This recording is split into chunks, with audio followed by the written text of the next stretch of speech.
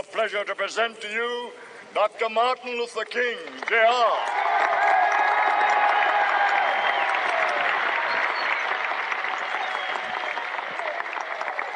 I am happy to join with you today in what will go down in history as the greatest demonstration for freedom in the history of our nation.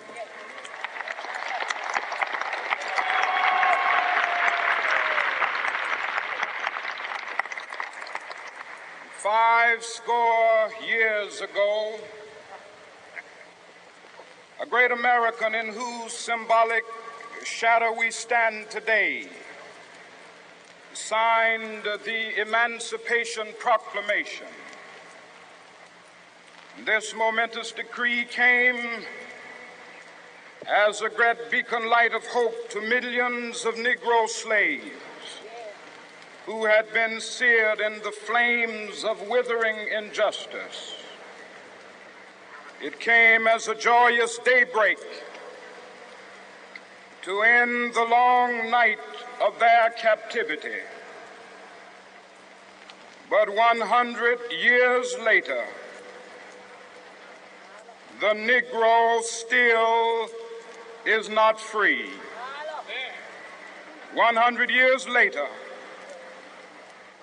the life of the Negro is still sadly crippled by the manacles of segregation and the chains of discrimination. 100 years later, the Negro lives on a lonely island of poverty in the midst of a vast ocean of material prosperity. 100 years later, the Negro is still languished in the corners of American society and finds himself in exile in his own land. And so we've come here today to dramatize a shameful condition. In a sense, we've come to our nation's capital to cash a check. When the architects of our republic wrote the magnificent words of the Constitution and the Declaration of Independence, they were signing a promissory note to which every American was to fall heir. This note was a promise that all men, yes, black men as well as white men, would be guaranteed the unalienable rights of life, liberty, and the pursuit of happiness. It is obvious today that America has defaulted on this promissory note insofar as her citizens of color are concerned. Instead of honoring this sacred obligation, America has given the Negro people a bad check, a check which has come back marked insufficient funds.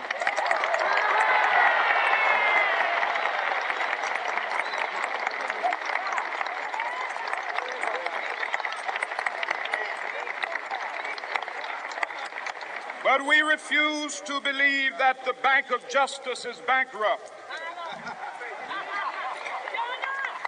We refuse to believe that there are insufficient funds in the great vaults of opportunity of this nation. And so we've come to cash this check, a check that will give us upon demand the riches of freedom and the security of justice.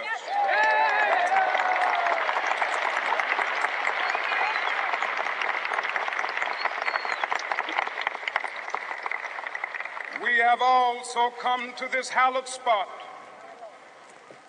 to remind America of the fierce urgency of now. This is no time to engage in the luxury of cooling off or to take the tranquilizing drug of gradualism.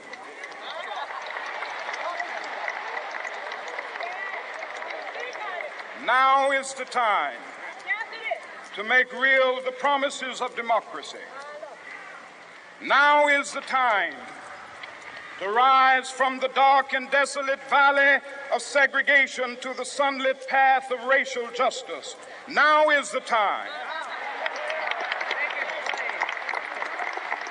to lift our nation from the quicksands of racial injustice to the solid rock of brotherhood. Now is the time to make justice a reality for all of God's children. It would be fatal for the nation to overlook the urgency of the moment.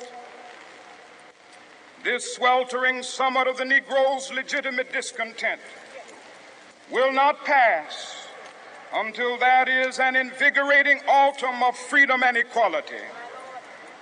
1963 is not an end, but a beginning.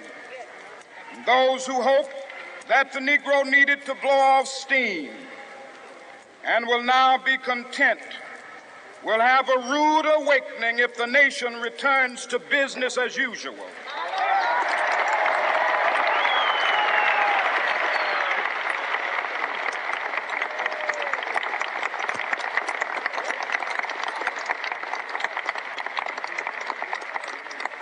There will be neither rest nor tranquility in America until the Negro is granted his citizenship rights.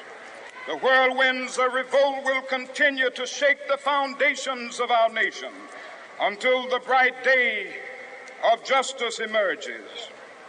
But that is something that I must say to my people who stand on the warm threshold which leads into the palace of justice.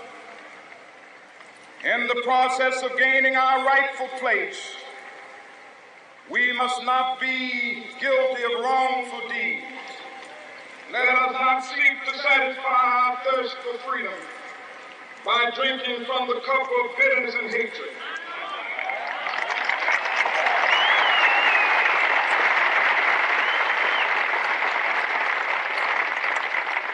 We must forever conduct our struggle on the high plane of dignity and discipline. We must not allow our creative protest to degenerate into physical violence. Again and again, we must rise to the majestic heights of meeting physical force with soul force. The marvelous new militancy which has engulfed the Negro community must not lead us to a distrust of all white people. For many of our white brothers, as evidenced by their presence here today, have come to realize that their destiny is not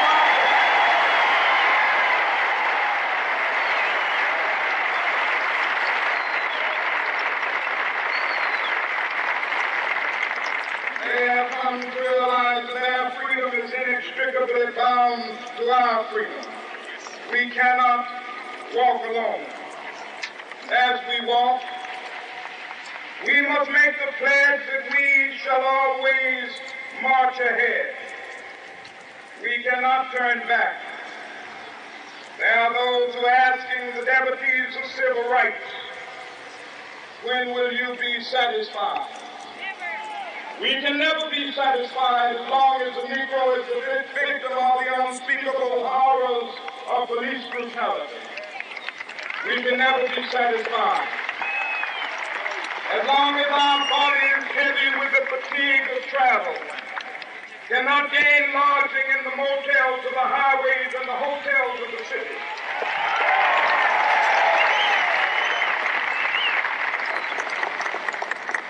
We cannot be satisfied as long as a Negro in Mississippi cannot vote and a Negro in New York believes he has nothing for which to vote.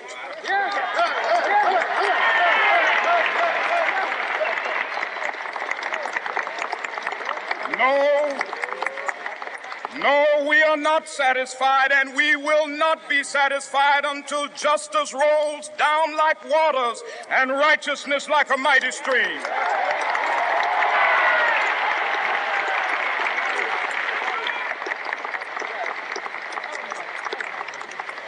I am not unmindful that some of you have come here out of great trials and tribulations. Some of you have come fresh from narrow jail cells. Some of you have come from areas where your quest for freedom left you battered by the storms of persecution and staggered by the winds of police brutality. You have been the veterans of creative suffering.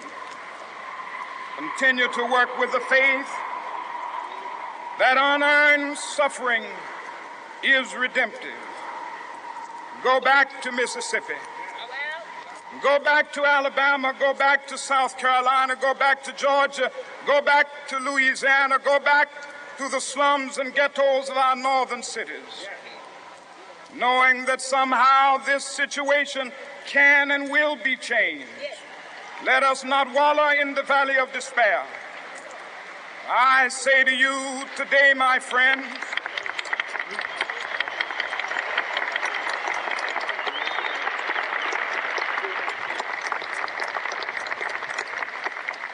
so even though we face the difficulties of today and tomorrow, I still have a dream.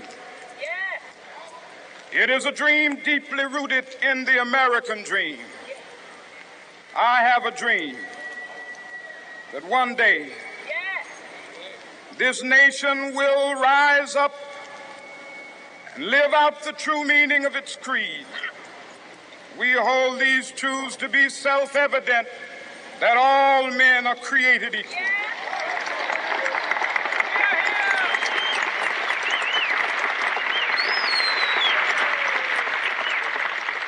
I have a dream that one day on the red hills of Georgia, the sons of former slaves and the sons of former slave owners will be able to sit down together at the table of brotherhood. I have a dream that one day,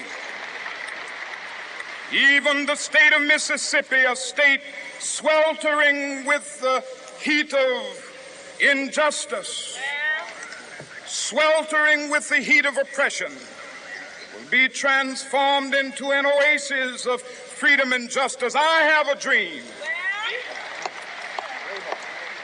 that my 4 little children will one day live in a nation where they will not be judged by the color of their skin, but by the content of their character. I have a dream today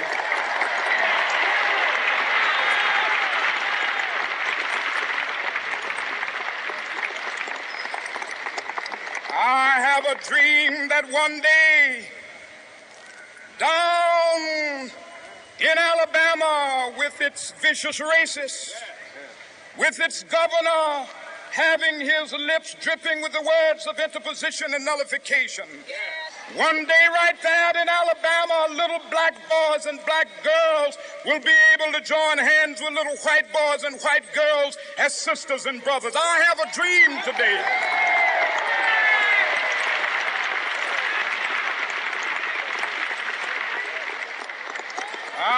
a dream that one day every valley shall be exalted, and every hill and mountain shall be made low. The rough places will be made plain, and the crooked places will be made straight, and the glory of the Lord shall be revealed, and all flesh shall see it together. This is our hope. This is a faith that I go back to the South with. With this faith, we will be able to hew out of the mountain of despair a stone of hope. With this faith, we will be able to transform the jangling discords of our nation into a beautiful symphony of brotherhood. With this faith, we will be able to work together, to pray together, to struggle together, to go to jail together, to stand up for freedom together, knowing that we will be free one day. This will be the day. This will be the day when all of God's children will be able to sing with new meaning, "My country, tears of thee. Sweet land of liberty, of thee I sing. Land where my fathers died, land of the pilgrim's pride. From every mountainside, let freedom ring. And if America is to be a great nation, this must become true. And so let freedom ring. From the prodigious hilltops of New Hampshire, let freedom ring. from the mighty mountains of New York. Let freedom ring from the heightening Alleghenies of Pennsylvania. Let freedom ring from the snow-capped Rockies of Colorado. Let freedom ring from the curvaceous slopes of California. But not only that, let freedom ring from Stone Mountain of Georgia. Let freedom ring from Lookout Mountain of Tennessee. Let freedom ring from every hill and molehill of Mississippi, from every mountainside. Let freedom ring, and when this happens,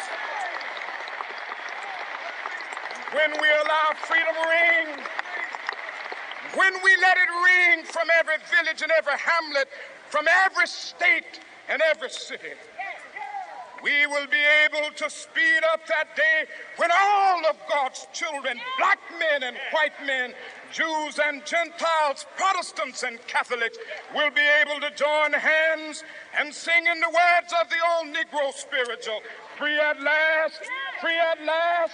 Thank God Almighty, we are free at last.